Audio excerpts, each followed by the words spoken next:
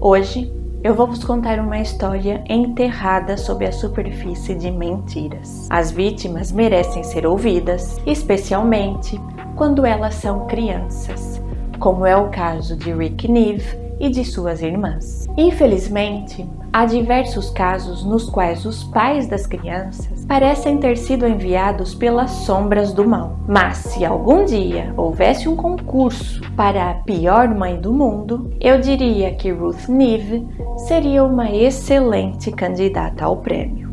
O que eu vou narrar a seguir é a triste história de um garoto de 6 anos chamado Rick Neve. Sua história deve ser contada, e aqueles que prejudicaram essa criança inocente nunca devem esquecer o que fizeram. E esta é a perturbadora verdade sobre um pequeno garoto que conviveu com monstros. Este é um caso cheio de surpresas e reviravoltas. Todavia, felizmente, o verdadeiro responsável por tirar a vida de Rick foi identificado e capturado, o que aconteceu com o auxílio da genética forense.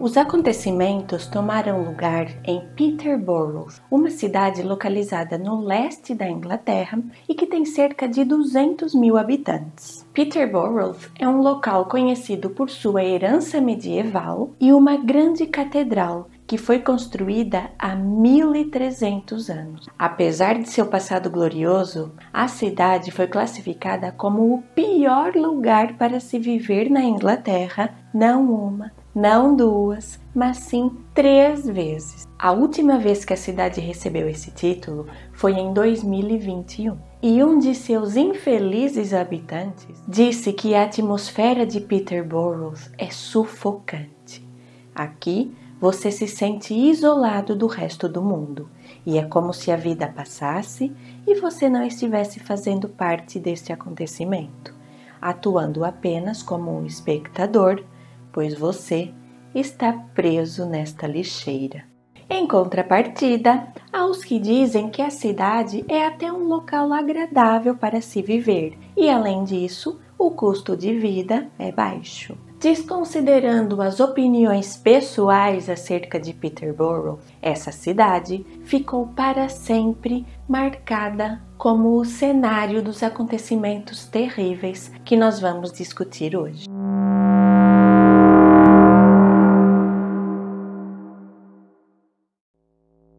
Ruth Ann Gregg nasceu no dia 18 de agosto de 1968, em Londres, capital da Inglaterra. Ruth cresceu lutando contra a anorexia e o seu pai, Alex Gregg, era um membro da Força Naval Inglesa. Durante uma de suas viagens ao Japão, Alex sentiu-se mal, decidiu procurar atendimento médico e recebeu uma injeção cujo conteúdo era por ele desconhecido. Em vez de fazer com que ele se sentisse melhor, a injeção o deixou paraplégico para o resto de sua vida.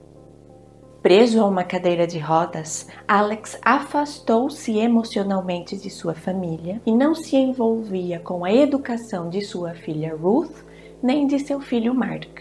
Mark nasceu sem o sentido da visão. Quando ele completou 1 aninho de idade, ele foi enviado a um orfanato e desde então teve muito pouco contato com a sua família. Quando Ruth tinha 2 anos de idade, ela também foi enviada a um orfanato. E após ter passado por várias instituições desse tipo, ela finalmente voltou a viver com os seus pais. Mas quando Ruth voltou a viver com seus pais biológicos, ela começou a apresentar sinais de que tinha sofrido abuso. físicos e também psicológicos enquanto estava nessas instituições. Ruth passou a ser uma criança problema e a sua mãe disse às autoridades que ela temia que sua filha fosse incapaz de ter empatia ou desenvolver algum tipo de afeto pelas pessoas. Ruth entrou na adolescência tendo pouco contato com seus pais. E a razão para tal é triste e trágica. O que aconteceu foi que os pais de Ruth fizeram um pacto. E neste pacto, os dois decidiram que iriam tirar as suas próprias vidas. Exatamente. Os pais de Ruth fizeram um pacto suicida. E em consequência, Ruth voltou a viver sob a responsabilidade do serviço social. A adolescência de Ruth foi conturbada. Ela frequentemente faltava da escola, ficava nas ruas bebendo com as pessoas que ela considerava os seus amigos, e ela por diversas vezes foi reportada como estando desaparecida, pois ela frequentemente fugia do lar onde ela vivia e ficava dias a fio sem dar nenhuma notícia. Ruth foi levada para ser observada por profissionais e na década de 1970 ela foi classificada como possuindo uma psicopatia inadequada, o que naquela altura significava que ela era incapaz de sentir empatia e que, graças a essa característica, as suas relações interpessoais eram sempre muito conturbadas. Ela foi enviada para um lugar chamado Salters, uma unidade de segurança localizada na cidade de Peterborough, destinada a jovens que tinham desordens como as de Ruth. Esta é uma unidade de segurança para crianças e jovens que são mantidos trancados. Há 45 unidades como esta em toda a Inglaterra. Todos os anos, 1.500 meninos e meninas com idades entre 8 e 18 anos passam por elas. Elas são conhecidas como a última etapa do nosso recurso de cuidado com as crianças. Manter uma criança aqui custa 1.000 libras por semana. Salters, em Cambridgeshire, é uma unidade de segurança pequena. Os jovens podem ficar aqui apenas alguns dias, meio ano ou até mais. E eles estão aqui por diversas razões. Por fugirem dos orfanatos, se envolverem com drogas ou prostituição, estarem sob risco de abuso ou de cometer suicídio. Para aqueles condenados por um crime, é uma alternativa à prisão. Portanto, diferentes tipos de jovens acabam por estar trancados aqui, juntos.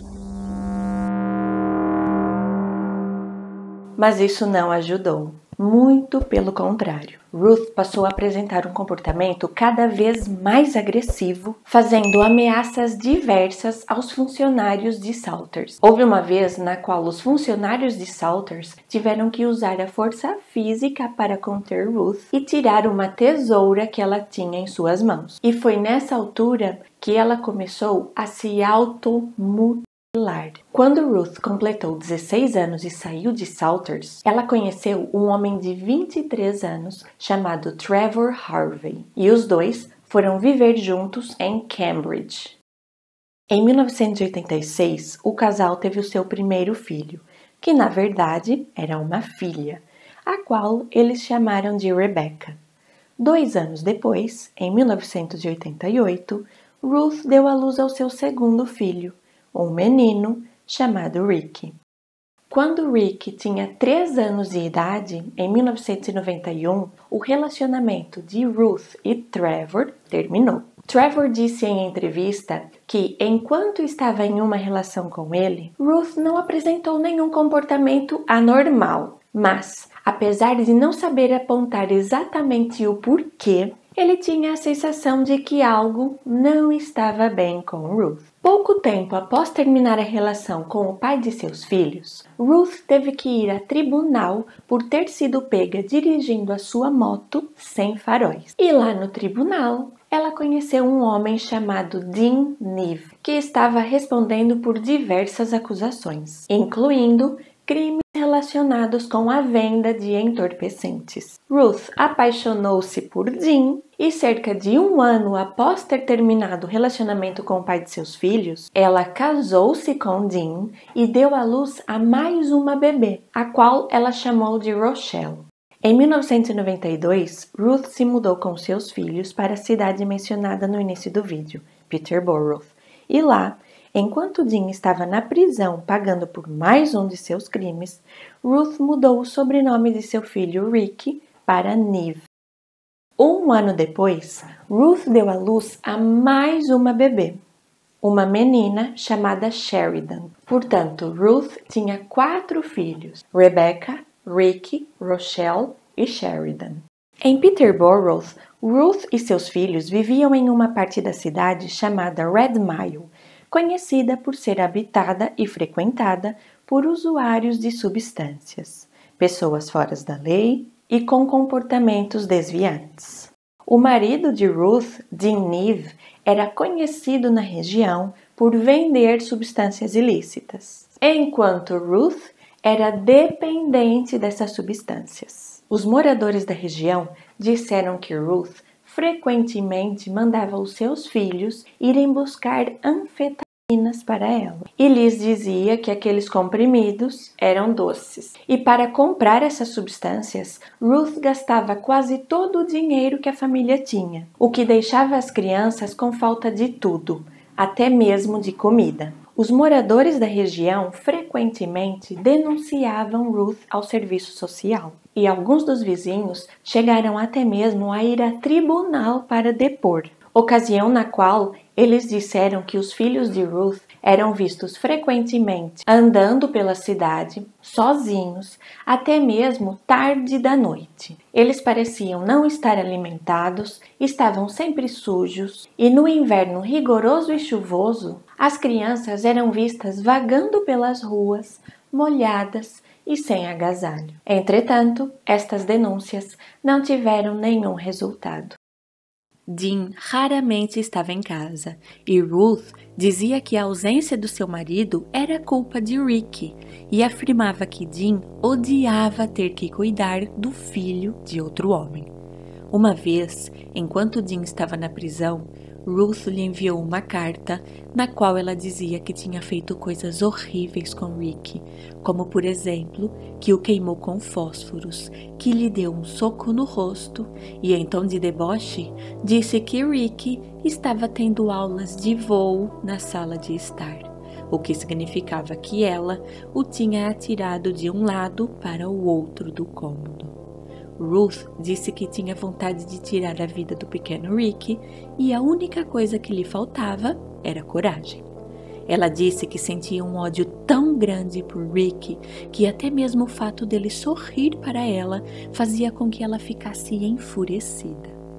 Ruth disse a Dean que ia fazer o possível para agir e as suas 2 únicas opções eram tirar a sua própria vida ou tirar a vida de Ricky. Ricky é descrito pelos seus vizinhos como sendo um triste mensageiro da miséria que vagava pelas ruas. Mas os vizinhos não faziam ideia de que eles tinham conhecimento apenas de uma parte do que de fato acontecia na casa dos Neve. Naquele lar, habitado pelo desespero, Ruth torturava os seus filhos. Posteriormente, ela confessou uma série de atos cruéis que ela cometia contra Ricky e suas irmãs. Ela os queimava com cigarros, os obrigava a permanecer em pé durante horas a fio, enquanto ela batia em suas cabeças repetidamente. E até mesmo escrevia palavras ofensivas em suas testas, os impedindo de lavar o rosto e removê-las. Uma vizinha contou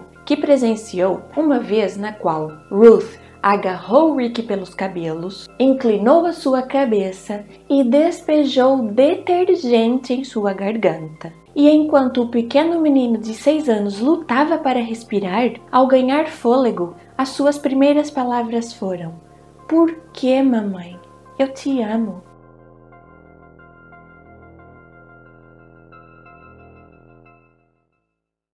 Uma vez vítima e agora um monstro, tudo o que Ruth tinha dentro do seu coração frio era ódio. Os seus atos de maldade não eram exclusivos ao seu filho Rick. Ela também torturava suas filhas, agarrando-as pelo cabelo e sufocando-as até que estas perdessem a consciência. Uma vez, quando ela viu uma das meninas brincando com seus fósforos, ela queimou a mão de sua filha até que esta ficasse completamente em carne viva. Ruth trancava suas crianças, despidas, em um quarto e as deixava lá por dias, até que o chão ficasse coberto por dejetos. Houve uma vez na qual Ruth foi vista sobre uma ponte, segurando Rick pelos calcanhares. Uma testemunha chegou a agir, tirando Rick de suas mãos, e mais uma vez, Ruth foi denunciada ao serviço social. Mas, novamente, nada foi feito. Em abril de 1994, Rick foi finalmente colocado em uma lista de crianças classificadas como vivendo sob risco, o que apenas aconteceu após Ruth ter dito diversas vezes ao serviço social que se eles não agissem, ela ia acabar tirando a vida de Rick.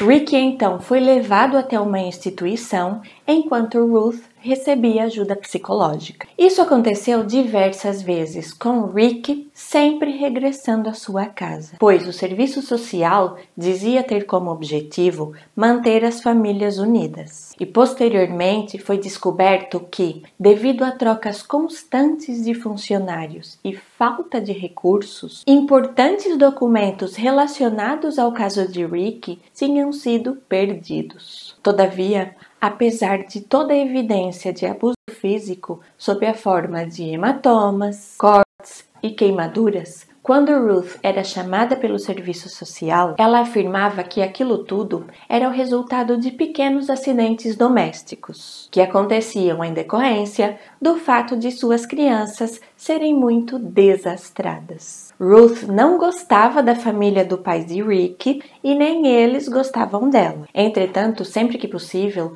os avós paternos de Rick o iam buscar e ele passava uma temporada com eles. Os dias na casa de seus avós foram os únicos nos quais Rick recebeu carinho e amor. Mas essa calmaria era temporária, e sempre que ele voltava para a casa de Ruth, os abusos recomeçavam exatamente de onde tinham parado.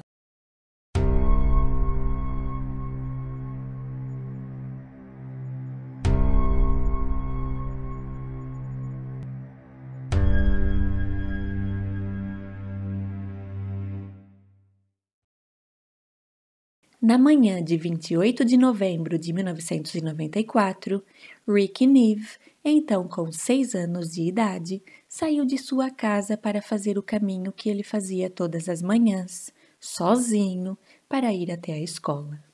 Sempre antes de sair de casa, Rick dizia a Ruth que a amava, mas naquela manhã, ele simplesmente comeu cereais no seu café da manhã, pegou nas suas coisas e saiu.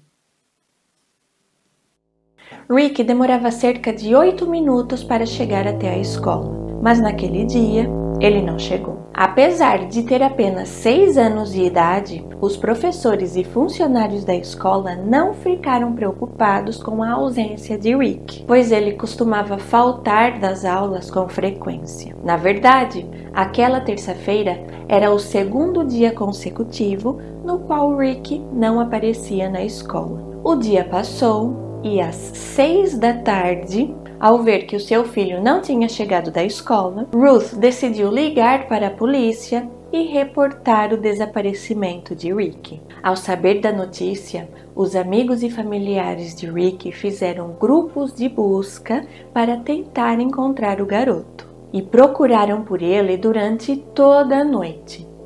Entretanto, Ruth ficou em casa. Os voluntários que formaram os grupos de busca, assim como os policiais, vasculharam a região na tentativa de encontrar Rick ou algo que indicasse onde é que ele podia estar. Como estava escuro, a polícia usou lanternas muito potentes para fazer a busca. E eles fizeram a busca pelas ruas e também numa área de mata que havia ali na região. E guardem essa informação, pois ela vai ser muito importante no desenrolar da investigação. A noite passou, o dia seguinte chegou e nenhum sinal de Rick. até que, ao 12:05,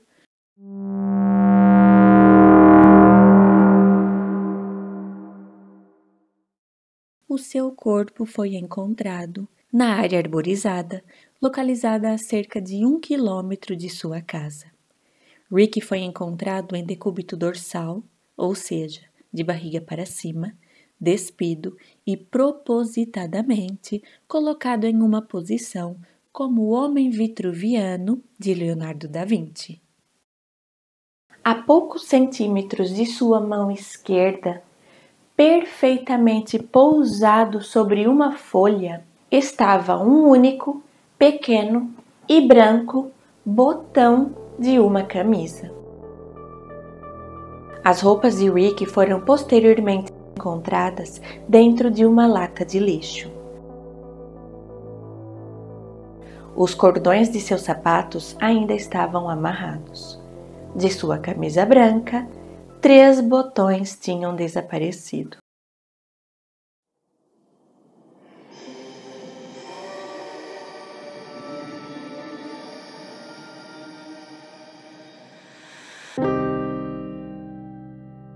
O pai biológico de Ricky, Trevor Harvey, foi quem fez o reconhecimento do corpo do menino antes que este fosse submetido a uma análise pós-mortem. A causa de morte de Ricky foi identificada como sendo estrangulamento, e para tal foi utilizada a própria jaqueta de Ricky. Foi possível chegar a essa conclusão, pois no pescoço de Ricky foi identificado um padrão de impressão de zíper que correspondia ao padrão do zíper de sua jaqueta. O patologista forense disse que, pela força utilizada para comprimir a jaqueta ao redor do pescoço de Ricky, este tinha levado cerca de 30 segundos para perder a sua consciência. E assim sendo, o estrangulamento não tinha acontecido de forma acidental. Mas isto não é tudo. Os investigadores que trabalhavam no caso afirmaram que Ricky tinha entrado voluntariamente na área de mata, o que os levava a crer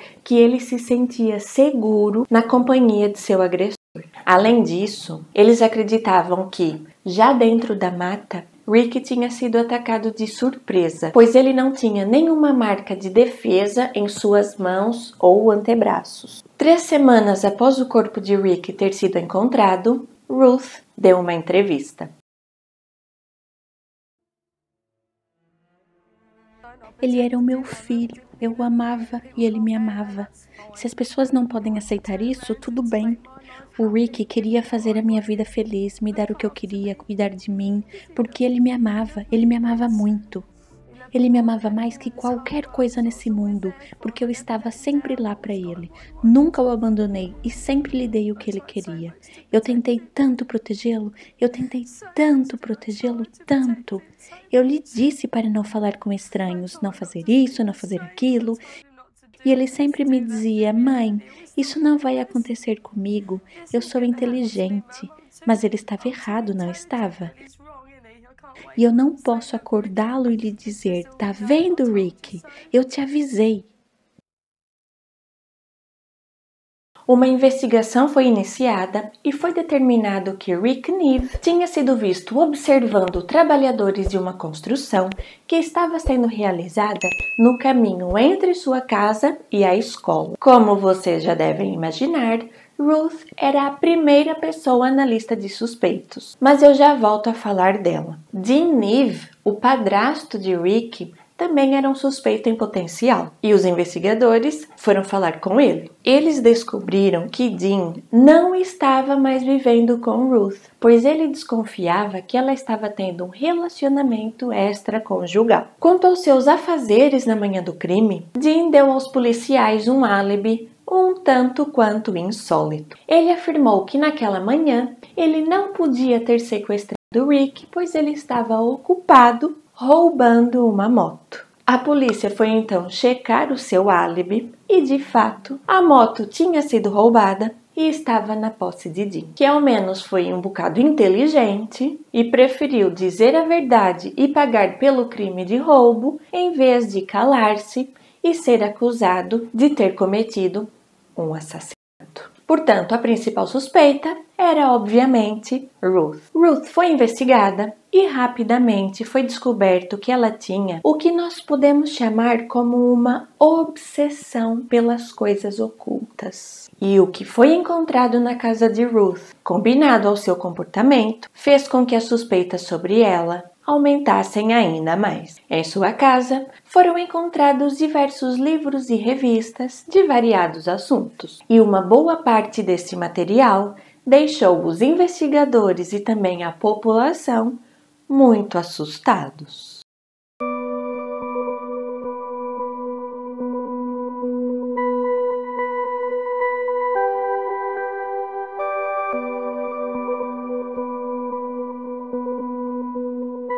Na casa de Ruth havia livros e revistas sobre ocultismo, bruxaria e magia negra. Uma destas revistas foi apreendida como evidência, pois nela estava a imagem do homem vitruviano de Leonardo da Vinci. Eles também encontraram um livro chamado Mágica na Teoria e na Prática. O autor desse livro, Aleister Crowley, era conhecido por ser um ocultista que realizava cerimônias de magia e que se auto-intitulava a Grande Besta 666, tendo posteriormente alterado o seu codinome para o Messias Anticristo. Apesar dessas coisas horríveis que eu acabei de mencionar, Aleister tinha uma legião de seguidores, dentre os quais estava Ruth. Um vizinho testemunhou que ela fazia sim rituais de magia negra, o que ela negou. Mas, posteriormente, Ruth admitiu que se interessava por coisas místicas e também por ocultismo. Além de revistas sobre ocultismo e magia negra, na casa de Ruth também foram encontrados diversos livros sobre crimes e sobre killers famosos. Não que ler e se interessar por esse tipo de assunto significa que a pessoa vá fantasiar cometer crimes. Mas, devido ao contexto, era isso que parecia que se passava com Ruth. A seguir, os policiais descobriram um material sinistro em sua casa. Entre alguns cadernos, eles encontraram um manuscrito da autoria de Ruth, que levava o título O Crime Perfeito. E agora, pasmem, essa não era a primeira vez que aquele manuscrito era lido. Semanas antes da vida de Rick ter sido tirada, a própria Ruth tinha mostrado o manuscrito de O Crime Perfeito para uma agente do serviço social. O personagem principal da história era um homem chamado Richard, que durante toda a sua vida tinha sido colocado à margem da sociedade. No enredo, após uma noite de sono perturbada, Richard começa a tirar a vida de mulheres. Em uma parte da história, ele afirma que o fato mais horrível sobre isso tudo era que ele, em nenhum momento, sentiu culpa ou remorso. Mas todos esses fatos não significavam que Ruth era responsável por tirar a vida de Rick. Ruth alegou inocência e afirmou que sabia o que tinha acontecido com Rick. Ruth disse que teve um sonho e neste sonho ela viu que uma mulher estava envolvida. Ela completou dizendo que a tal mulher tinha levado Rick em um quadriciclo, mas a polícia, obviamente, não deu atenção à história de Ruth. Uma sombra de medo pairou sobre a cidade. 8 meses antes do assassinato de Rick, ali na região, um menino de 3 anos chamado James Bogart tinha sido assassinado. E apesar desse caso já ter sido solucionado, a população temia que alguém pudesse estar tentando imitar os criminosos. O caso de James chocou o país quando imagens de câmera de segurança de um shopping center mostraram que, quando a mãe de James se distraiu durante poucos segundos, ele foi levado por 2 outros garotos, ambos com apenas 10 anos de idade.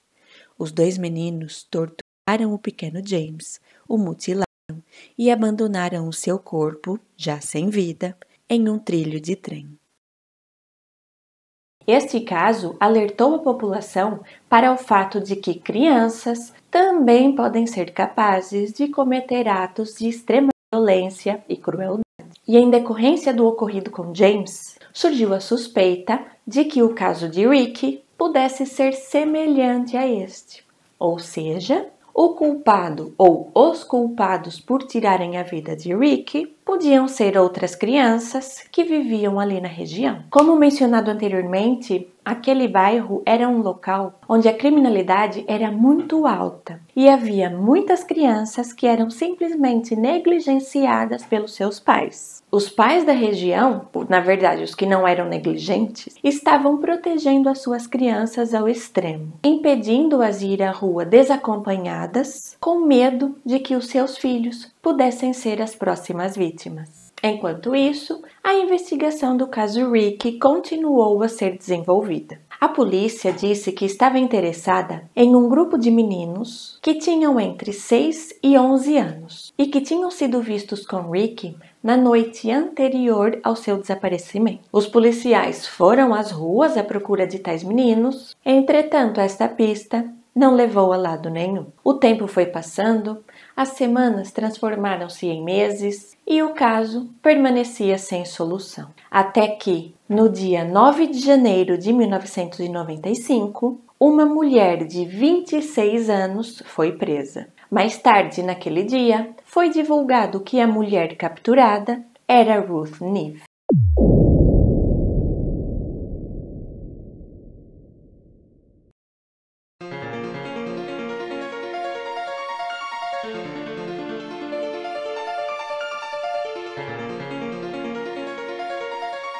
No dia 26 de janeiro de 1995, Ruth Neve foi formalmente acusada de ter cometido os crimes de crueldade e negligência contra seus filhos. E ela também foi acusada de ter tirado a vida de seu filho Rick. O julgamento de Ruth foi realizado em outubro de 1996 e ela se declarou culpada das acusações de negligência e crueldade, e também confessou vender anfetaminas e ter cometido invasões e roubos. Mas Ruth afirmou veementemente que não tinha nenhuma participação no assassinato de Rick.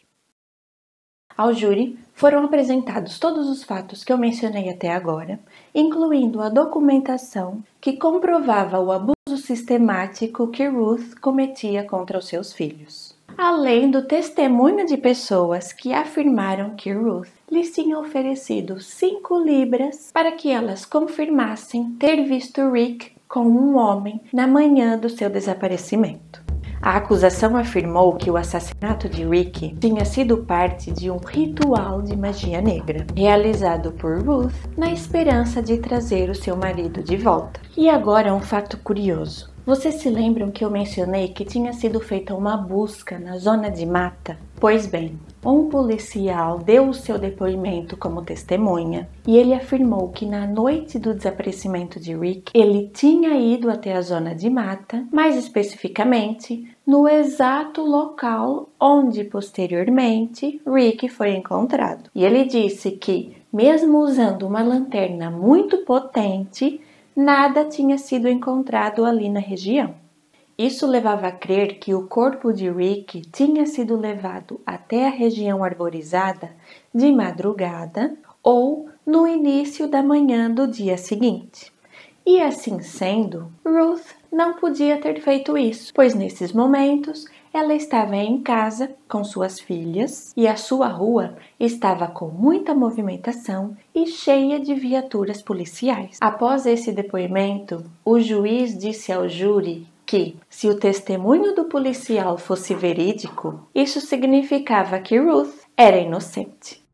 Após 26 dias de julgamento, o júri saiu para deliberar e levou apenas 6 horas para voltar com o veredito. Sobre a acusação de ter tirado a vida de Rick, Ruth Neve foi considerada inocente. Entretanto, Ruth foi considerada culpada das acusações de negligência e maus tratos e foi condenada a cumprir uma pena de 7 anos de prisão. As outras filhas de Ruth foram levadas a instituições de acolhimento e o caso de Ricky permaneceu sem solução. Em 1997, foi emitido um relatório detalhando as falhas cometidas pelo serviço social e foram identificadas outras crianças que viviam sob risco e estavam sendo simplesmente negligenciadas pelo serviço social de Peterborough. 3 funcionários foram suspensos, mas posteriormente eles foram readmitidos. Poucos meses após a prisão de Ruth, o padrasto de Ricky, Dean Neve, também foi preso. Entretanto, sob as acusações de venda de substâncias ilícitas e de bigamia. Isto porque ele tinha participado de uma cerimônia de união estável com uma outra mulher enquanto ele ainda estava casado com Ruth. Os seus advogados de defesa disseram que Dean tinha se livrado das drogas e encontrado uma boa mulher com quem ele estava prestes a ter um filho. Tendo mudado de vida ou não, em outubro de 1999, aos 36 anos de idade, Dean perdeu a sua vida em um acidente de carro.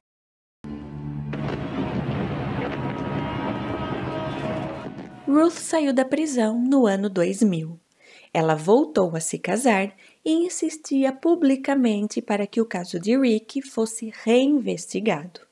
Em entrevista, Ruth disse: "Ele era o menino mais especial de todos, com uma personalidade linda. Ele era muito leal às pessoas, o meu melhor amigo. Ele era o homem da casa, mas eu acho que eu lhe dei muita liberdade." O caso de Ricky permaneceria sem solução por mais de 20 anos, até que, felizmente, foi descoberta uma evidência que lançou luz sobre a investigação.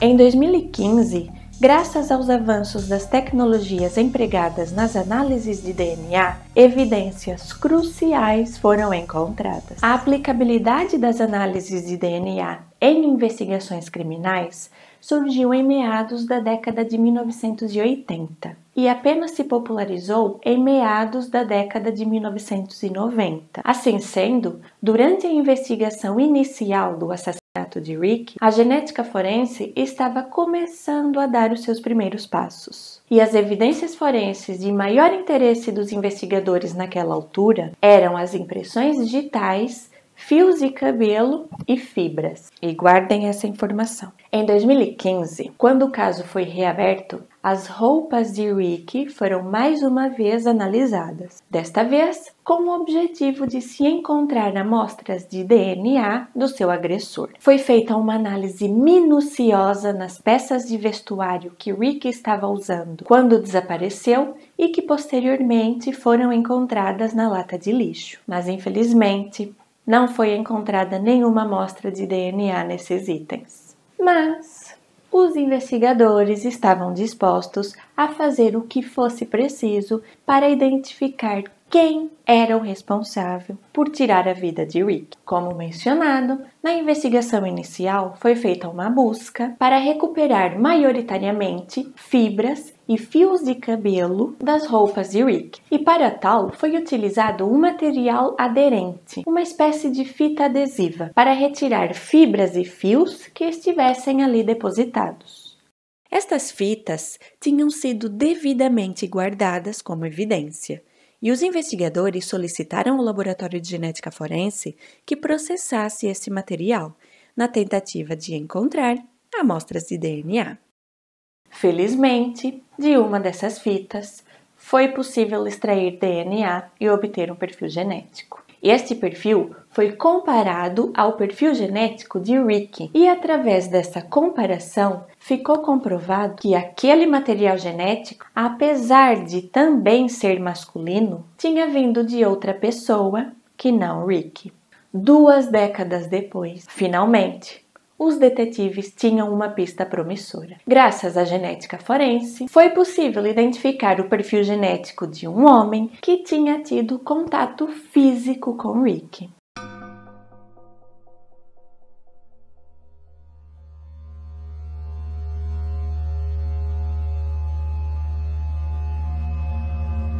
Pois bem, eu mencionei que foi encontrado um perfil genético em uma das peças de roupa de Rick. E, felizmente, o doador desse perfil foi identificado. O perfil genético obtido através dessa amostra foi inserido na base de dados do Reino Unido, que contém o perfil genético de indivíduos condenados. E quando o perfil obtido através da amostra criminal foi comparado a todos os perfis ali depositados, foi encontrada uma correspondência. A comparação indicou que o homem que tinha deixado o seu DNA nas peças de roupa de Rick era James Watson.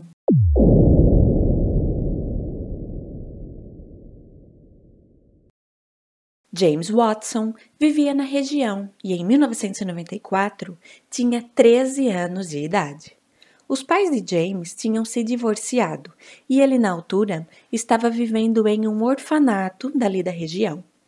E agora preparem-se, pois essa história vai tomar um rumo sombrio e tortuoso. James Watson era uma das testemunhas da investigação inicial. James deu seu depoimento sobre o caso Rick e, neste relato, ele disse aos policiais que na manhã do desaparecimento de Rick, ele tinha matado Aula para ir visitar o seu pai. James disse que ao passar pelo local onde estavam sendo feitas obras, Rick virou-se para ele e disse-lhe: "É um grande trator, não é?"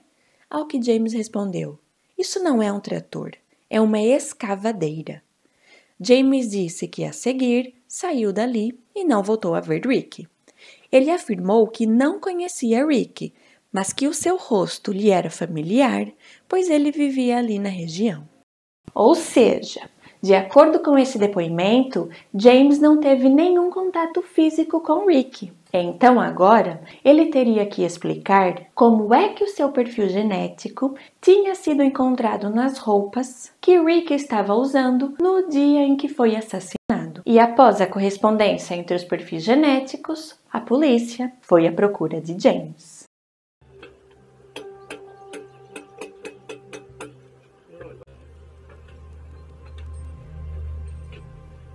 Ele estava na casa da mãe dele. Era bem cedinho.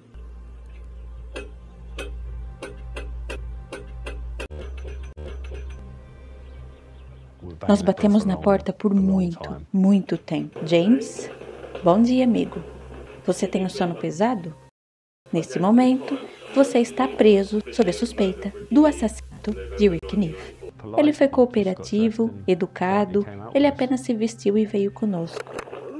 Se ele estava em choque? Talvez. Mas ele não aparentava estar em choque. Ele estava muito calmo.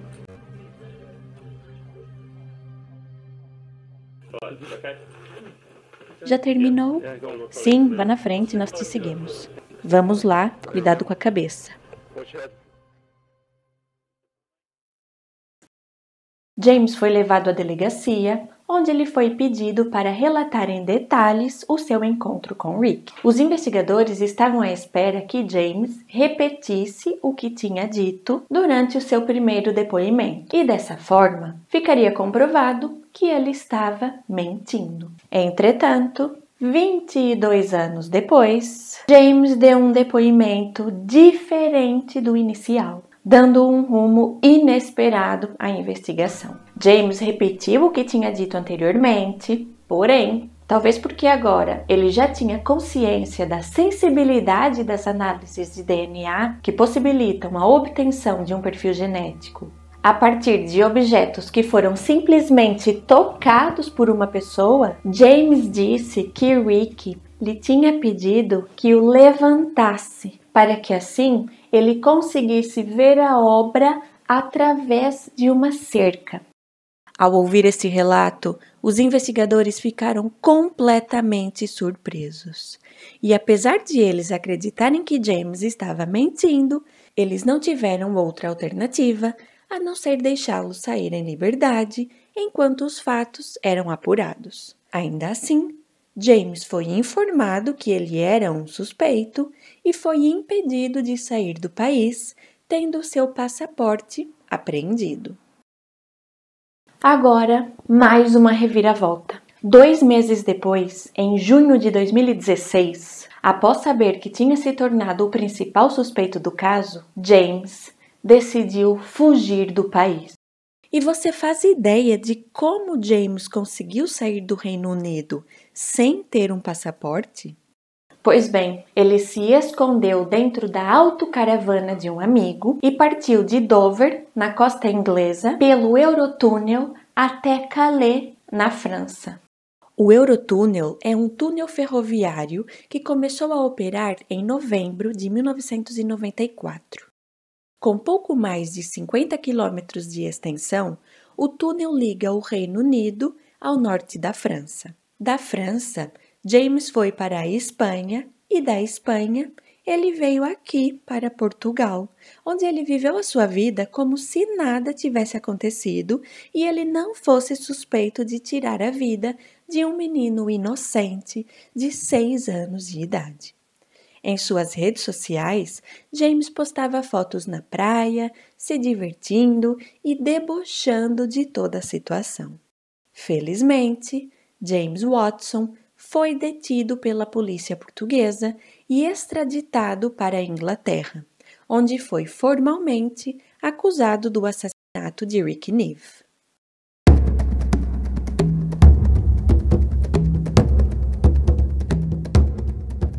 O seu julgamento começou no dia 4 de janeiro de 2022. E agora preparem-se, pois com os depoimentos das testemunhas, uma verdade sombria começou a emergir.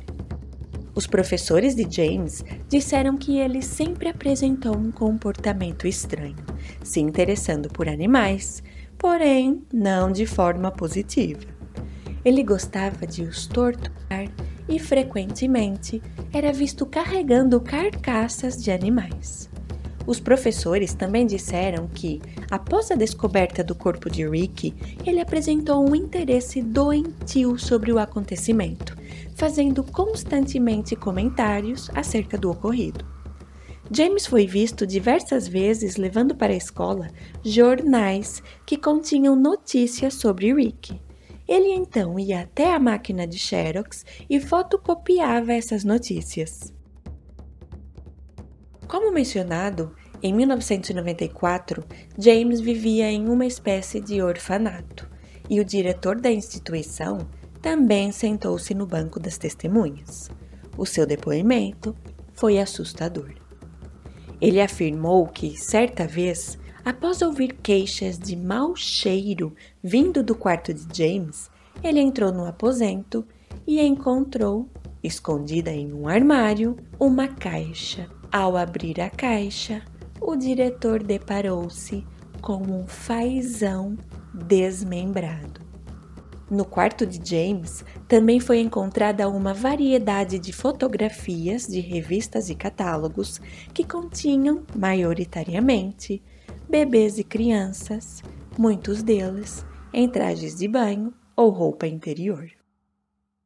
A mãe de um dos amigos de James também testemunhou, dizendo que o seu filho tinha sido tocado inapropriadamente por James. E, na verdade, ela tinha reportado o acontecimento à polícia. E James foi entrevistado na presença de um funcionário do serviço social. Ao ser confrontado com a acusação, James negou que tivesse tocado o menino inapropriadamente e o caso não foi investigado. Também foi descoberto que na noite de 24 de novembro de 1994, James ligou à sua mãe, Shirley, e perguntou se ela sabia que tinha sido encontrado o corpo de uma criança estrangulada. Entretanto, o corpo de Rick só foi encontrado ao 12:05 do dia seguinte. Uma senhora, então com 90 anos, deu seu depoimento, no qual ela afirmou ter visto Rick e James juntos, pouco antes das 9 da manhã, no dia 24 de novembro. Durante o seu depoimento, ela disse que se lembrava perfeitamente de ter visto os dois meninos através da janela da cozinha. Rick usava um uniforme escolar e ela reconheceu James porque o seu pai vivia na casa que ficava em frente à sua. Sylvia disse que James a viu pela janela e que chegou até mesmo a acenar para ela. Como eu mencionei, a polícia chegou até James porque o seu perfil genético tinha sido depositado na base de dados de criminosos condenados. Isso porque James tinha sido condenado a cumprir uma pena de prisão de 6 anos por ter incendiado o departamento de polícia de Peterborough, causando um prejuízo no centro da cidade de cerca de 800 mil libras, o que leva a crer que James não era muito fã das figuras de autoridade. James negou conhecer Rick, mas o seu irmão disse em depoimento que os dois já tinham estado na casa de Rick.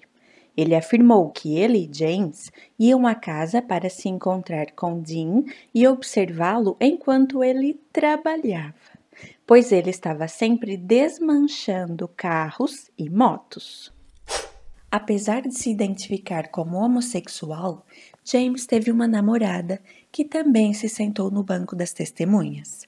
Ela disse que ela e James se conheceram no orfanato quando eles tinham 14 anos de idade e que nessa altura James a levava para dentro da mata onde eles tinham relações, até que houve uma vez na qual James tentou estrangulá-la. Depois desse incidente, ela disse ter cortado relações com o garoto.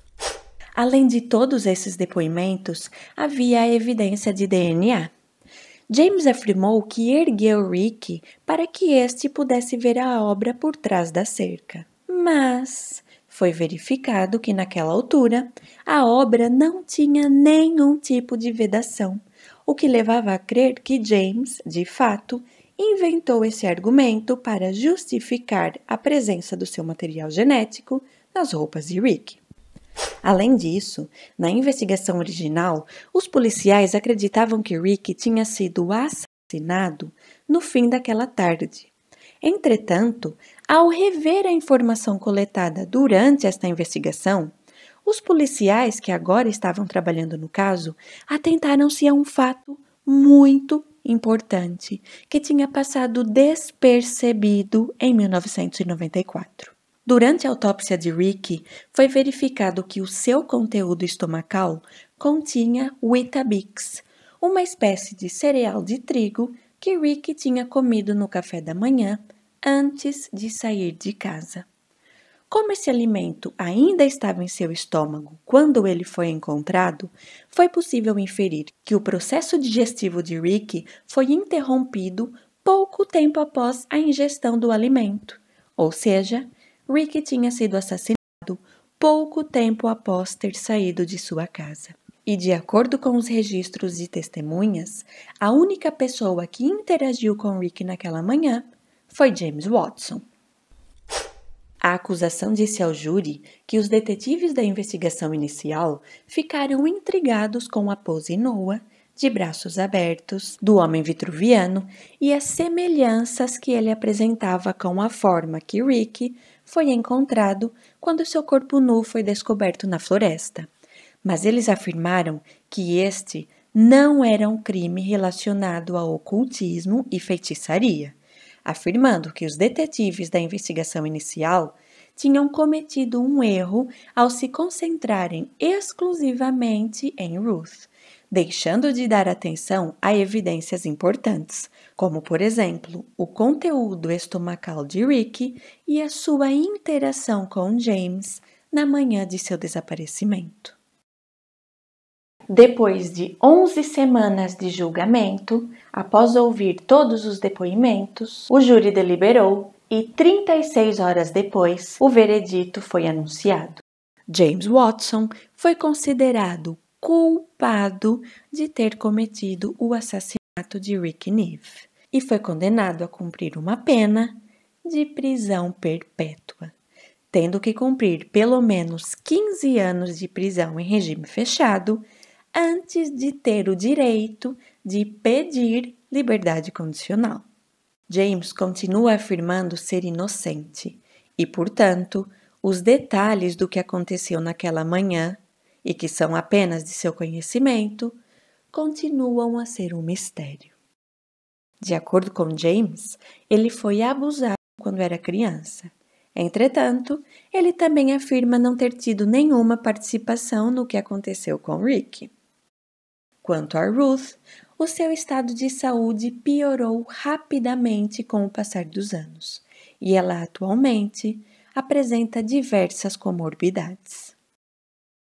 E há uma pergunta que ficou sem resposta. Como justificar o depoimento do policial que afirmou que o corpo de Rick não estava na mata na noite anterior? Há quem acredite que Ruth e James agiram em conjunto. Ela queria se livrar de Rick e James queria satisfazer os seus desejos doentios. Mas se for assim, surge uma pergunta. Por que é que James não diz que não agiu sozinho e revela a participação de Ruth? Pois bem, para tal, primeiro ele teria que aceitar a responsabilidade de seus atos e declarar-se culpado, o que aparentemente ele não pretende fazer. Mas e você? Você acha que James é inocente ou é culpado? E quanto a Ruth, acha que ela teve alguma participação direta no que aconteceu com Rick? Eu quero muito ler as vossas opiniões aqui nos comentários.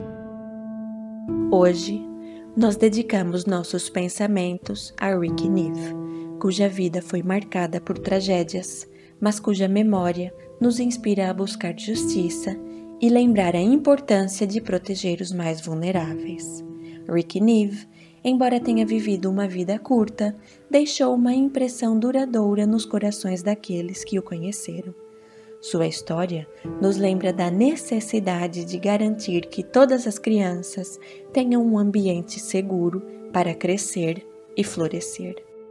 Hoje, refletimos sobre a importância de sermos atentos e solidários, de apoiar aqueles que enfrentam desafios e de trabalhar incansavelmente para prevenir que tragédias semelhantes voltem a acontecer. Quanto ao DNA, este desempenhou um papel decisivo na solução do caso Rick Neve. A análise do DNA encontrado em uma das peças de roupa de Rick ajudou a estabelecer uma ligação direta entre Rick e seu agressor. Esta evidência genética permitiu às autoridades identificar o verdadeiro culpado e provar sua ligação com o crime de forma conclusiva. A resolução do caso Rick Neve por meio do DNA não apenas trouxe justiça para o pequeno Rick, mas também destacou a importância da genética forense na busca pela verdade em casos antigos e complexos. Eu espero que você tenha gostado do vídeo de hoje, obviamente não da história em si, mas sim da forma como eu apresentei os fatos. Caso tenha gostado, peço que deixe aqui o seu like como uma forma de suportar o canal. Inscreva-se e ative o sininho, pois assim o YouTube vai te avisar todas as vezes que eu postar um vídeo novo por aqui. E para você que chegou até aqui no fim do vídeo, eu deixo o meu muito obrigada. Um grande abraço e até a próxima!